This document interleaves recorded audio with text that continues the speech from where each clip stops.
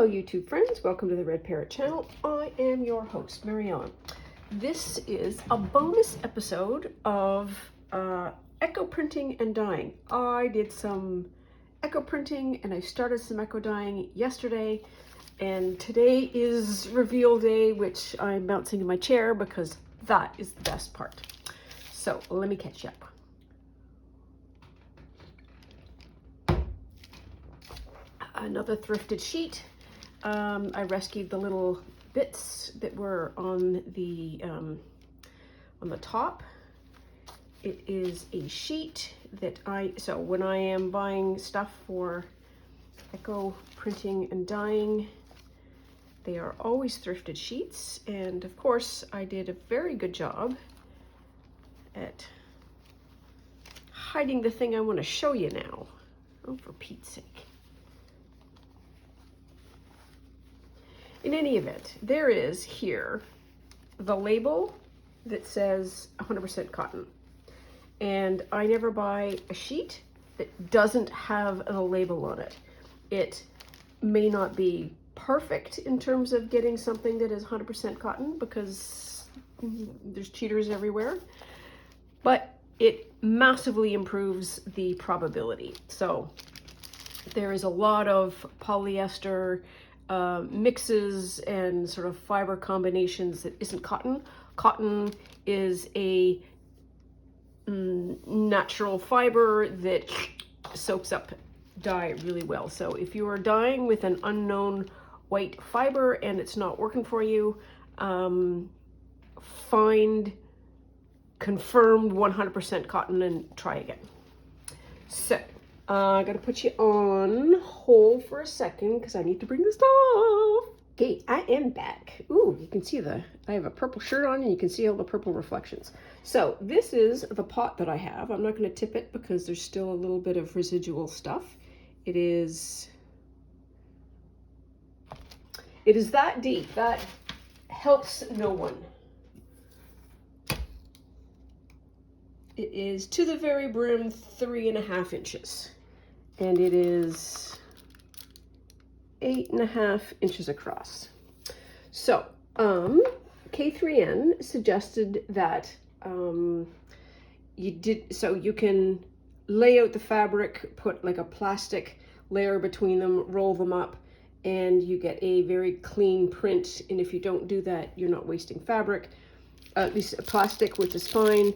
And one of the things, because I am doing 3 at a time, and you can see that there's different colorways, I have decided to put foil in between each other as a barrier between the colors. If I didn't have that, they might bleed into one another, which is fine. This is going to be sort of a very organic looking result anyways. But anyways, foil, and these are going to be 100% reusable. And the only thought that I would have is put the foil fold side down so that the water isn't necessarily boiling up into here.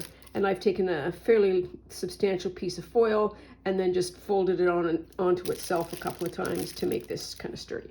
So this is what we are undoing. This is sumac. This is goldenrod. If you are remembering that I was talking about the difference between ragweed and mustard, it was neither of those two that I was looking for. It was actually goldenrod, and this is buckthorn. So we're going to do that one last. I'm going to do this one first because it is the one that I have never done before in this method. And we will put these to the side, i.e. in the kitchen. Slam-a-dama. This is just a dry rag to wipe my hands, and I'm just gonna, this is where we're gonna put all of the bits that we take off. You can use gloves. I am not going to because I'm just not. But I am bound by the health and safety associations to say health and safety, top 5. I can sit down. I am so excited I can't even sit. Oof.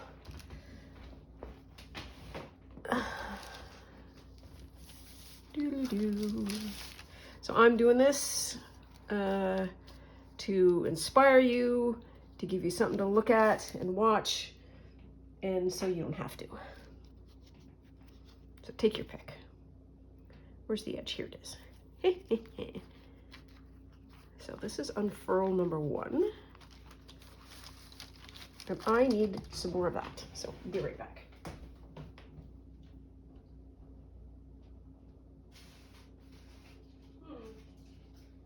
is not enough.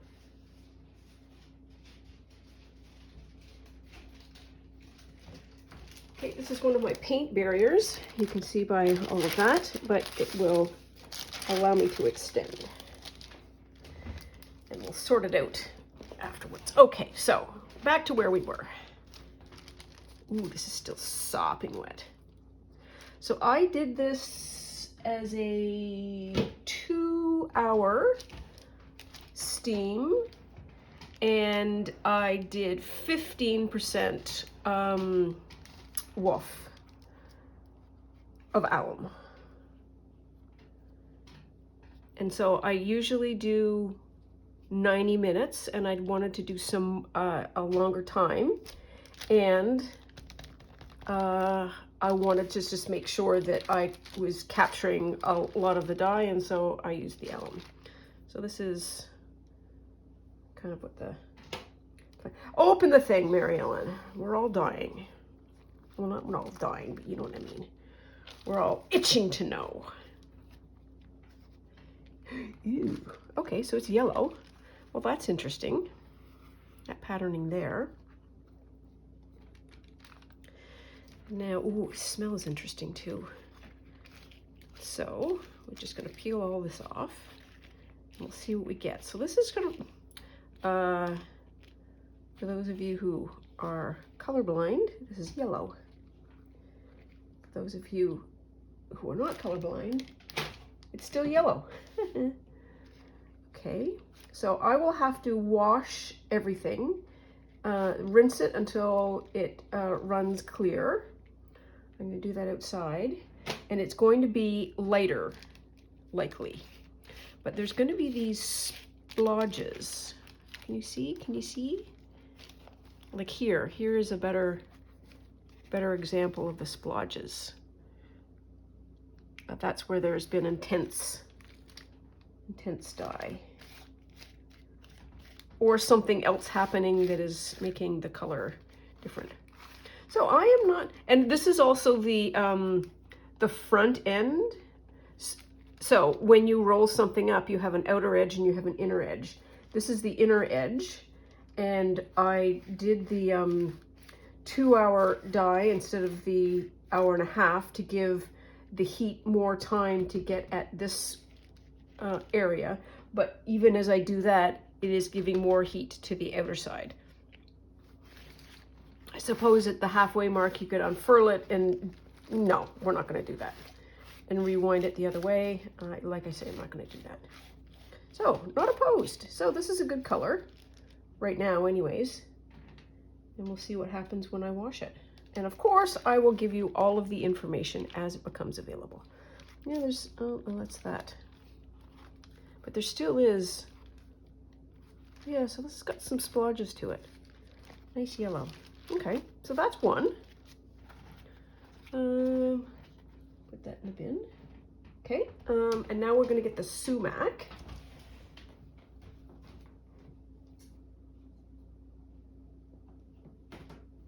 That sumac? Get that sumac. So I think I don't know if there's two kinds of sumac. One of them is buckthorn sumac, and the other is just another kind of sumac, and I have no idea. This is just, it's sumac that's in the back 40. That's what I'm gonna say. Ooh, there's these black bits. I don't know what they are. Okay, there's that. There. Ooh, you can see the end here. So this is sort of a reddish. So how did I do this one? So sumac comes in these sort of triangular shaped things, and this is, and they're all little sort of bits. They're not seeds, they're these little sort of furry thingies. Probably Google it. Pause this video, go Google sumac, and you'll see these red cones. Anyways, I took those red cones and I just peeled off all of the bits from the core, and then it gave me sort of a clump of bits, which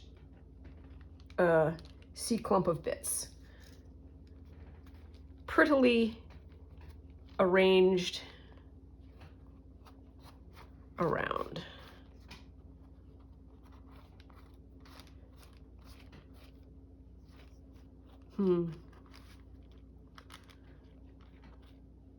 So this is an interesting color. Ooh, I'm almost certain that red is not, that's going to be fugitive. But it's really sad because I would work really, okay, I'm going to make a mess if I do it that way. So we're just going to get it all into the middle.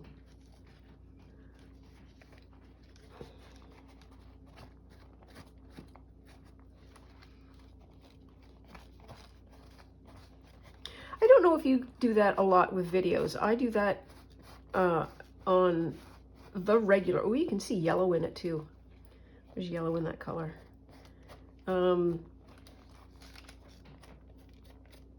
It's like, okay, we hit a term that I have no idea, and so we've got to stop the video and have a look. I do that a lot with Time Team, which is a UK archaeology show, and they regularly are using terms and points in history, and, well, you know, this person did that and this person did that, and it's like, what did you just say? And so I've got to come and get a little bit more information, broaden my horizon, as it were, and then return to the show.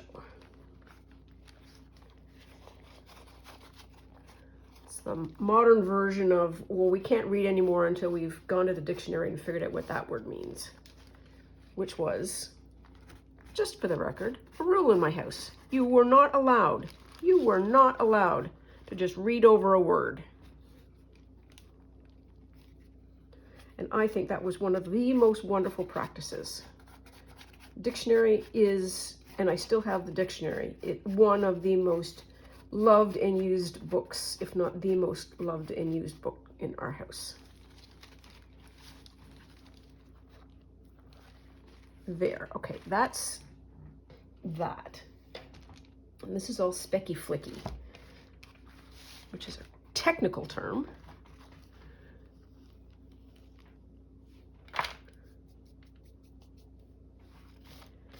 It's not terribly easy to not make a mess. And I think that is an underrated skill. Chefs do that. They work clean, or they respect clean, because clean is safe and clean is quality, because it just allows so many more other things to happen. Here we are.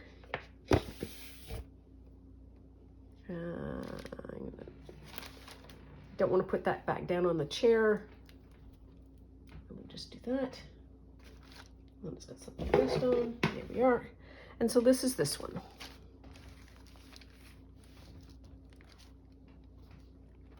It's going to be, I think it's going to turn out to be yellowy. I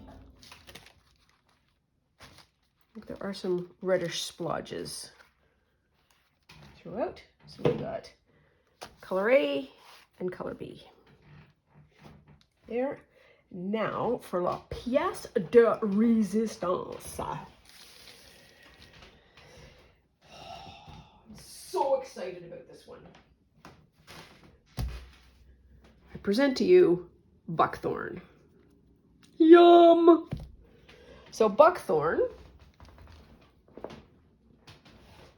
is a tree, and it is a really hard-working dye plant. The leaves contain dye, the bark contains dye, and the berries contain dye. So it is really, really a strong dye machine. So what have I done here? I have taken leaves, berries, and there may be the odd bit of bark. Gotta remember to wash those. So you can see those are berries, and these are going to be the leaves. But let's see what we get. Oh my gosh, it's so exciting! We should do a slow roll. Ooh. Yes! Oh, merp. Derp. Let's start at this end, because I think this, I can already see the leaves, and to the, oh, it's going to come out. You can't, can you see? Can you see? Let's see. Let's see if you can see. Yes, you can. You can see that there is, that print has come off. Yum-mo. So this may actually have leaf print in it, which is going to be amazing. Okay, so I got a mess now. I understand. And we'll see how much of this stays and how much of this goes. And if these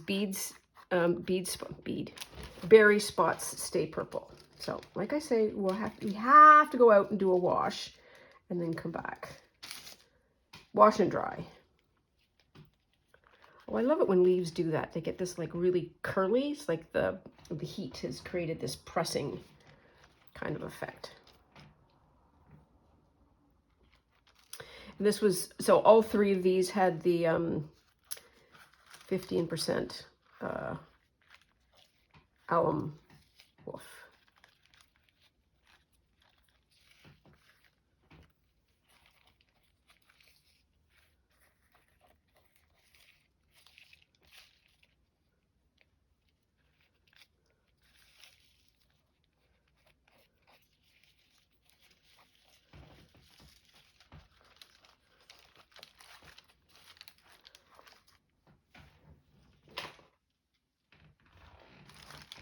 Yummo. So, on my Saturday, my Sew Saturdays, oh, these are seeds. I boiled the seeds. So the seeds of course there's seeds in the berries. Wow. Thanks for coming out, Marilyn. Thanks for coming out. So in my Sew Saturday, in my hexagon project, running into a bit of a problem. And so this may be a source of different fabric that may help with the lack of something. I need some more hexes, and I don't know that I want to use the same colors that I've already used, because heaven forbid. And so this might help. I wonder if it's going to be fugitive or not. Oh, this is so exciting.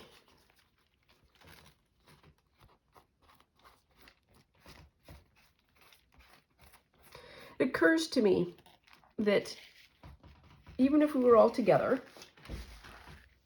and we were even using the same dye stuffs and so forth, we might come up with, where is it? It's there. Different, I'm just going to throw that out. Design patterns. We have to, because we're different human beings. And even though we do our best to copy, we're never going to copy each other's hands. Maybe close, but not perfect. Anyways, to see other people's dye results and to sort of put them, here's, a list of this, and here's a list of this person's and that person's. I bet you, ooh, this might be starting to dye my hands. I'm not sure. It must be the berries. you'll be able to see what happens and be able to distinguish, oh, that's likely that person or that's that person because of, you know, what they're interested in, how they lay things out, their aesthetic, what they like to use, what they, you know, want to achieve, all that kind of stuff. And when I look at dye, so I didn't used to do this, I don't think. I used to do like, oh, here's a leaf, and there's a big space, and then here's another leaf, and that's how I thought dyeing would work for me. And apparently that's not how I am interested. I want to wang in as much material as I possibly can and get it just absolutely teeming with stuff. These are more bits. So get that. Ba, ba, ba. So I've got to go outside. Yeah, I'm starting to get yellow, green yellow. And I got to turn the hose on, and we got to do some washing. So this is, oh, you can see, good job, we put some plastic down. This is, so I need to bring that out with me. So this is the buckthorn. Then I'm just going to lift these up so that I don't contaminate these. So buckthorn, sumac, goldenrod. We'll wash and we will come back in an update video, I think. Anyways, that is all for now. Please take care of yourself. I'm off for outside. Stay out of trouble. I will try and do the same. And love you lots. There we are. Love you lots.